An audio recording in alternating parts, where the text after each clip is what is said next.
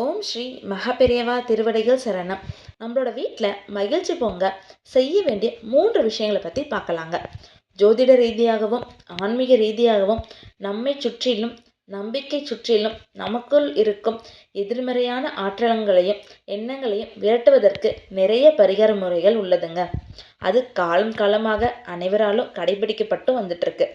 அந்த வகையில் ஆன்மீக ரீதியாக வீட்டில் செய்யும் சில மாற்றங்களால் வீட்டில் உள்ள எதிர்மறை ஆற்றல்கள் நீங்கி நேர்மறை ஆற்றல்கள் ஏற்படும்.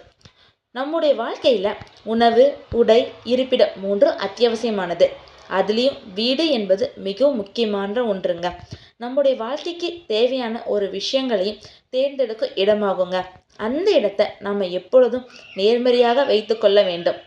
அந்த வகையில் பலருடைய வீடுகளில் எப்பொழுதும் வீட்டில் சண்டை இருந்து கொண்டே இருக்குங்க. அடிக்கடி மருத்துவ செலவுகளும் ஏற்பட்டு கொண்டே இருக்கும்.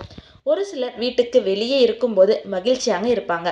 ஆனால் வீட்டுக்குள்ளே வந்தவுடன் மிகவும் கோபமாக நிம்மதியில்லாத சூழ்நிலையில் இருப்பாங்க. பொதுவாக வீட்டில் எதிர்மறையான ஆற்றல் இருந்தால் வீட்டில் பலவிதமான பிரச்சனைகள் ஏற்படும். சுப காரிய தடைகள், மன கஷ்டம், பணப்பிரச்சனை, கடன் பிரச்சனை என ஏதாவது ஒன்று நம்மை சுற்றி கொண்டே இருக்குங்க.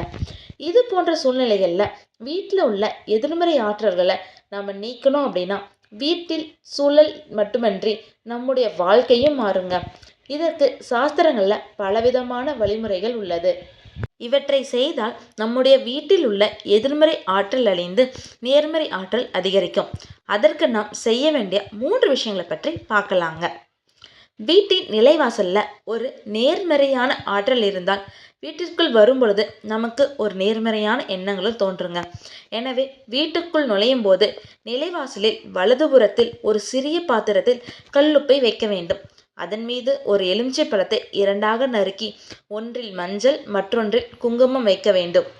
இது வீட்டிற்குள் உள்ள எதிர்மறை ஆற்றலை ஈர்த்து வீட்டில் எப்பொழுதும் நேர்மறையான ஆற்றலை உருவாக்கும். பரிகாரத்திற்காக பயன்படுத்துகின்ற உப்பை வியாழக்கிழமை அன்று எடுத்து நீங்கள் தண்ணீரில் கரைத்து விட வேண்டும். நீங்கள் கிராமங்களில் இருந்தால் பஞ்ச கவ்யங்களில் ஒன்றான வீட்டின் வாசலை சாணத்தால் முழுகுவது நல்லது. அப்படி செய்ய முடியாதவர்கள் வீட்டின் வாசலில் போடும் கோலத்திற்கு நடுவே சிறிய சாதம் வைத்து அதன் மேல் ஒரு பூ வைப்பது நல்லது. சாணம் கிடைக்காதவர்கள் நிலைவாசலில் மஞ்சளும் அரிசியும் கலந்த அச்சதையை வைக்க வேண்டும். இல்லையென்றால் வீட்டின் பூஜை அறையில் ஒரு தட்டில் இந்த அச்சதையை வைத்து அதன் மேல் 2 காசுகளை போட்டு வைக்கலாம். வீட்டின் நிலைவாசலில் வலதுபுறம் நாம் உப்பு வைத்து இருப்போம். அதே போல வீட்டின் உள்ளே இடது பக்கத்தில் ஒரு சிறிய தட்டில் பச்சை கற்பூரத்தை வைக்க வேண்டும். அதன் மேல் நாம் தீபாராதனைக்காக பயன்படுத்தப்படும் கற்பூரத்தையும் பொடி செய்து வைக்கலாம். பச்சை கற்பூரம் நேர்மறை ஆற்றல்களை ஈர்த்து வீட்டில் தெய்வீக தன்மையையும் நிலைத்திருக்க செய்யும். அதோடு வீட்டில் லக்ஷ்மி கடாட்சம் நிறைந்து எப்பொழுதும் நிம்மதியும் மகிழ்ச்சியும் நிறைந்திருக்கும். ஹரஹர சங்கர ஜெய ஜெய சங்கர, ஹரஹர சங்கர ஜெய ஜெய சங்கர. ஓம் ஸ்ரீ மகாபெரியவா திருவடிகள் சரணம்.